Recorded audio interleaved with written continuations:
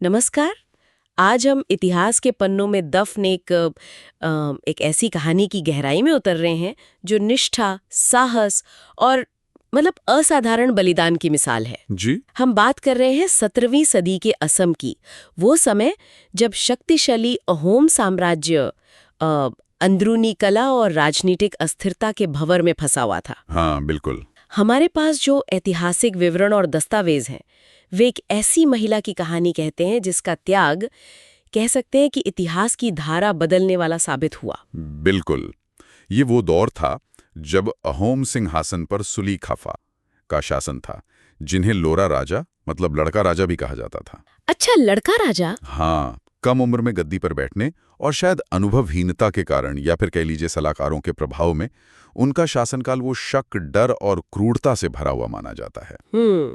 उपलब्ध जानकारी के अनुसार उन्हें लगातार ये डर सताता रहता था कि शाही खून का कोई और दावेदार वो उनके लिए खतरा बन सकता है। और इसी असुरक्षा की भावना ने उन्हें बेहद निर्मम बना दिया था। विवरण तो ये बताते हैं कि उन्होंने एक तरह का शुद्धि अभियान ही शुरू कर दिया था। हाँ, सही कह रहे हैं। जिसका मकसद था अहोम शाही परिवार के हर उस पुरुष सदस्य को रास्ते से हटाना जो भविष्य में सिंहासन पर दावा कर सकता था। मतलब या तो शारीरिक रूप से अक्षम बना देना या फिर या हत्या करना, ताकि वो शासन के योग्य ही न रहे।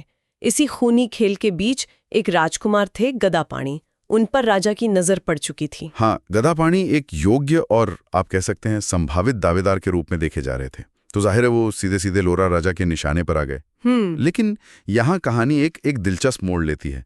आज की हमारी चर्चा का केंद्र बिंदु गदापाणी नहीं, बल्कि उनकी पत्नी है जयमती। हाँ, ऐतिहासिक उल्लेखों से ये बात साफ होती है कि जयमती पारंपरिक अर्थों में कोई राजकुमारी या महलों में पली बड़ी अभिजात महिला नहीं थी। उनका जीवन राजसी शानो शौकत से काफी दूर था, लेकिन उनका चरित्र और दृढ़ संकल्प वो असाधारण था। ये बात वाकई ध्यान देने लायक है। मतलब उनका संबंध सत्ता या विलासिता से नहीं, बल्कि साहस और अटूट निष्ठा से था। बिल्कुल। जब गदापानी को भनक लगी कि राजा के सैनिक उनकी तलाश में हैं और जाहिर है उनका इरादा नेक नहीं है, तो उन्हें अपनी जान बचाने के लिए भागना पड़ा। हाँ, वो अज्ञातवास में चले गए। कुछ वृतांत इशारा करते हैं कि शायद नागा पहाड़ियों या आसपास के कबीला इलाकों में उन्होंने शरण ली। और यहीं से जयमती की असली परीक्षा शुरू होती है। सही कहा। गदापाणी तो बच निकले, लेकिन राजा के सिपाहियों का गुस्सा और शायद हताशा वो उनकी पत्नी पर उतरी। उन्हें लगा कि जयमती को जरूर पता होगा कि उनके पति कहाँ छिपे हैं। बिल्कुल। उन्हें बंदी बना लिया गया और राजधानी ले जाया गया, जहां उनसे गदापाणी का पता उगलवाने की कोशिशें शुरू हुई। इसके बाद जो हुआ वो तो रोंगटे खड़े कर देता है। हाँ। अलग अलग विवरण इस बात पर सहमत हैं कि जयमती को सार्वजनिक रूप से और लगातार क्रूर यातनाएं दी गईं। जी, उन्हें शिवसागर के पास जेरेंगा पथार नाम की एक जगह पर एक कांटेदार पेड़ से बांधकर रखा गया था। रोजाना उन्हें बेरहमी से पीटा जाता, अपमानित किया जाता और उनसे बस एक ही सवाल पूछा जाता रहा, तुम्हारा पति कहाँ है? हाँ, तुम्हारा पति कहाँ है? ये समझना जरूरी है कि ये सिर्फ शारीरिक प्रताड़ना नहीं थी, ये एक तरह का मनोवैज्ञानिक दबाव बनाने का भी तरीका था। शायद उन्हें ये उम्मीद थी कि लगातार जो पीड़ा दी जा रही है, जो अपमान हो रहा है, उससे टूटकर वो सच बता देंगी। लेकिन जयमती, उन्होंने तो असाधारण धीरज और सहन शक्ति का परिचय दिया। वो चुप रही। बिल्कुल चुप। हर चोट, हर अपमान उन्होंने सहा, लेकिन अपने पति का पता नहीं बताया। सोचिए जरा उस स्थिति के बारे में। सिर्फ एक नाम, एक ठिकाना बता देने से उनकी सारी तकलीफें खत्म हो सकती थीं। शायद उनकी जान भी बच जाती। हाँ, मुमकिन है।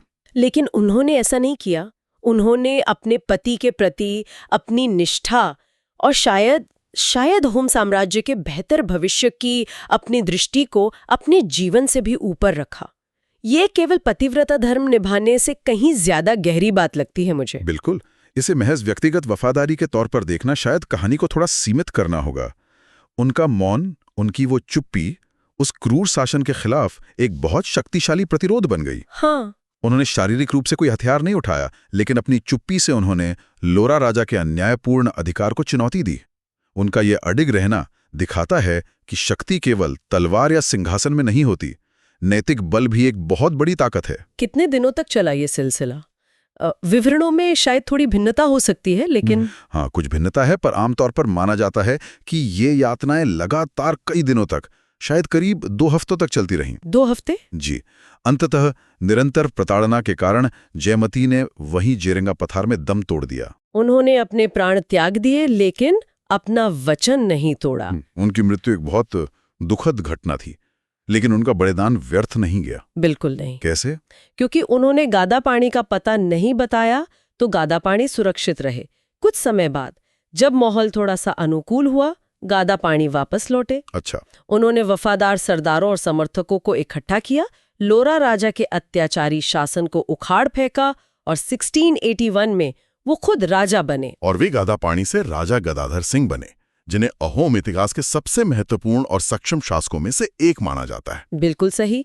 उन्होंने न केवल साम्राज्य में स्थिरता बहाल की, बल्कि कई सुधार भी किए। तो एक तरह से देखें तो गदाधर सिंह के सफल शासनकाल की नींव वो जयमती के उसी मौन बलिदान पर रखी गई थी, जिसने उन्हें जीवित रहने और वापस आने का अवसर दिया। ये घटना इतिहास में एक असाधारण मोड़ प्रस्तुत करती है ना, कैसे एक व्यक्ति का नैतिक चुनाव, एक महिला का अपनी निष्ठा पर अडिग रहना पूरे साम्राज्य के भविष्य को प्रभावित कर सकता है।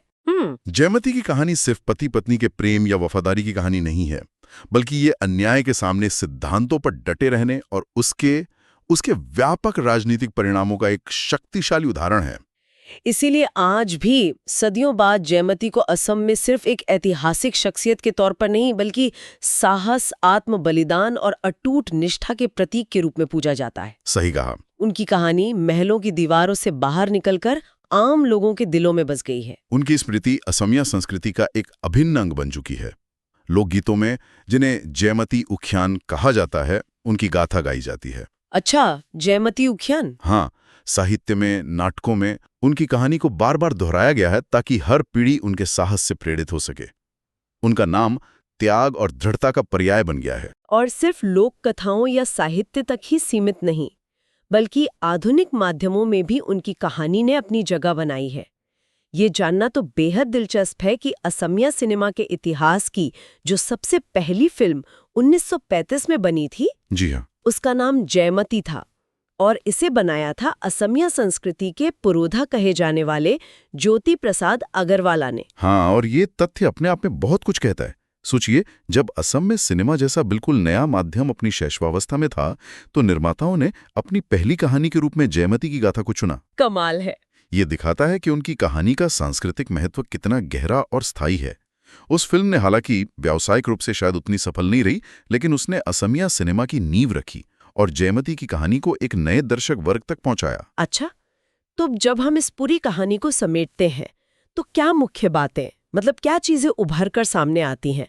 हम एक ऐसी महिला को देखते हैं जिसके पास कोई औपचारिक पद नहीं था, कोई सेना नहीं, कोई राजनीतिक अधिकार नहीं था। जी। लेकिन उसके पास थी अपनी अंतरात्मा की आवाज, अपने सिद्धांतों पर टिके रहने की दृढ़ इच्छा शक्ति और अपने पति और शायद अपने लोगों के भविष्य के प्रति गहरी निष्ठा।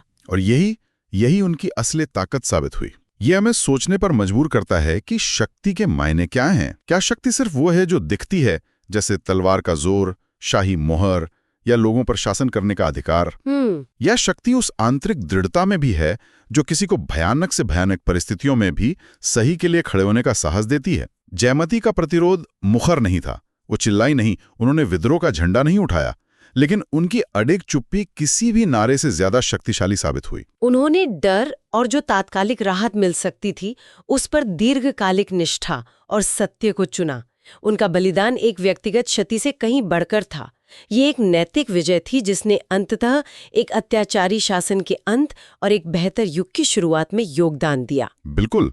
उनकी कहानी ये भी दर्शाती है कि इतिहास केवल राजाओं और युद्धों का लेखा जोखा नहीं होता। सही। ये उन व्यक्तियों के साहस और बलिदान से भी बनता है जो शायद सत्ता के केंद्र में नहीं होते, लेकिन जिनके कार्य इतिहास की दिशा बदल देते हैं।